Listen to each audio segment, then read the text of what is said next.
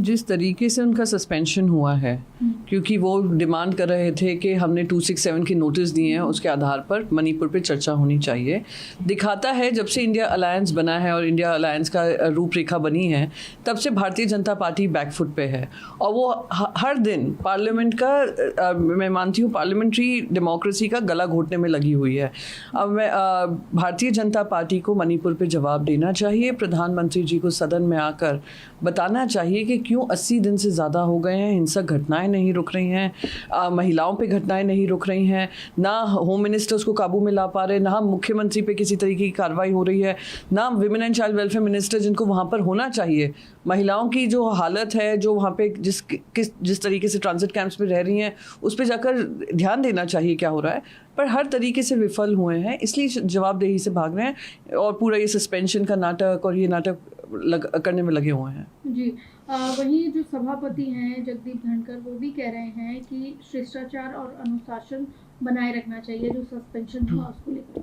नहीं, अनुशासन ये पहली बार तो नहीं है कि इतिहास में कोई वेल ऑफ द हाउस गया है। जब भारतीय जनता पार्टी विपक्ष में थी, उन्होंने वेल ऑफ द हाउस को तो अपना दूसरा घर माना हुआ था, पार्लियामेंट को इतना ब्लॉक करके रखते थे, तब वो अनुशासन का पार्ट कहाँ था, तब वो शिष्टाचार का पार्ट कहाँ था। तो जिस तरीके से ये सस्पेंशन हो रहे हैं और एकदम वेल कोऑर्डिनेटेड था, वाइस प्रेसिडेंट साहब उनका नाम लेते हैं, immediately leader of the house motion move करते हैं और इमीडिएटली अप्रूवल हो जाता है। तो किस तरीके से ये मैं मानती हूँ विपक्ष का गला घोटने का काम है, उनकी आवाज़ दबाने का काम है, वो जनता देख रही है और जनता ही अब निर्णय लेगी। गृह मंत्री अमित शाह ने भी लोकसभा में कहा कि चर्चा के लिए तैयार है, विपक्ष नहीं चाहता है, क्यों चर्चा नहीं करने दे रहा। ये आश्चर्य की बात है कि हम चर्चा चाहते हैं लेकिन विपक्ष नहीं चाह रहा है, मुद्दे सामने नहीं, सच्चाई सामने नहीं आने दे रहा। ये बिल्कुल गलत है। गृह मंत्री ने खुद ने जब ऑल पार्टी मीटिंग रखी थी, विपक्ष के सारे नेता थे, सब ने राजनीति से ऊपर हटकर ये कहा था कि कहीं अकाउंटेबिलिटी सेट होनी चाहिए, आप मुख्यमंत्री को हटाएं, आप वहाँ पे ऑल पार्टी डेलीगेशन भेजें और साथ ही साथ प्रधानमंत्री अपनी चुप्पी तोड़ें। पर 1 महीने से ज़्यादा उस मीटिंग को भी हो गया ना, वहाँ पे हिंसक घटनाएं रुकी हैं। प्रधानमंत्री जी ने मौन व्रत अपना तब तोड़ा, वो भी पार्लियामेंट के बाहर तोड़ा, जब वहाँ पे एक जघन्य अपराध वाला एक वीडियो सामने आया महिलाओं के ऊपर जो हो रहा था। और खुद जो मुख्यमंत्री हैं उन्होंने पूरा ड्रामा रचा इस्तीफा देने का, फिर वापस लेने का। तो कोई अकाउंटेबिलिटी नहीं है, किसी तरीके की बातचीत नहीं है। आप प्रधानमंत्री अब सदन में आने को तैयार नहीं है, तो क्यों उनका बचाव किया जा रहा है? प्रधानमंत्री क्यों भाग रहे हैं सवाल जवाब से? बस हम चाहेंगे कि उस पर चर्चा हो। जी, स्मृति ईरानी ये कह रही हैं कि कुछ तथ्यों को छुपाने की कोशिश की जा रही है, इसीलिए विपक्ष इस पर चर्चा नहीं कर रहा है। मणिपुर जिसने वीडियो छुपाया इतने दिन, उस पर चर्चा हम करना चाहते हैं।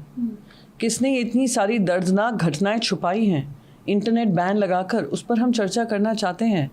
हम चर्चा ये भी करना चाहते हैं कि मुख्यमंत्री का बचाव क्यों किया जा रहा है। 80 दिन से ऊपर हो गए हैं, खुद बीजेपी के एमएलएस कह रहे हैं, वहाँ के चुने हुए भारतीय जनता पार्टी के एमएलएस कह रहे हैं, आपके सिटिंग कैबिनेट मिनिस्टर का घर जला डालते हैं और वो बोलते हैं कि वहाँ पे लॉ एंड ऑर्डर व्यवस्था ही नहीं रह गई है। छुपा तो ये रहे हैं, प्रधानमंत्री को बचा तो ये रहे हैं, और ख़ास करके ये अपनी कुर्सी बचा रही हैं, क्योंकि ये तो इनकम्पिटेंट हर मापदंड से हुई हैं।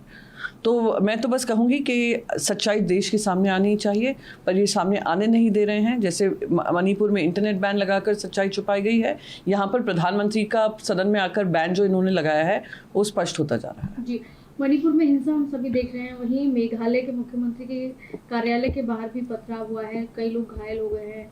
इस तरीके की स्थिति क्या कहेंगे नॉर्थ ईस्ट में जो बन रही है? आप देखिए, मिजोरम में जो मेटीज हैं उनको निकाला जा रहा है, आसाम में और मणिपुरी स्टूडेंट्स एसोसिएशन ने कहा है मिजोरम के जो बच्चे वहाँ पे पढ़ रहे हैं कि आप यहाँ से निकलिए, और आप मेघालय में आप ये घटना देख रहे हैं। पूरे नॉर्थ ईस्ट में आग लगाने का काम, डबल इंजन की सरकार लाएंगे, डबल इंजन की सरकार आएंगे, डबल द ग्रोथ होगी, डबल द विकास होगा।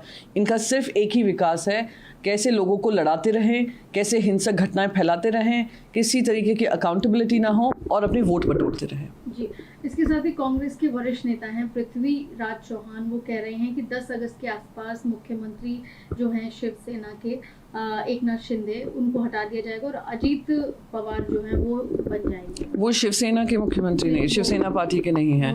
वो उन्होंने जो अभी वो भी चर्चा का विषय है, इलेक्शन कमीशन को उस पर भी सुप्रीम कोर्ट ने निर्णय लेने को कहा है। वो एक इलीगल अनकॉन्स्टिट्यूशनल मुख्यमंत्री बने हुए हैं।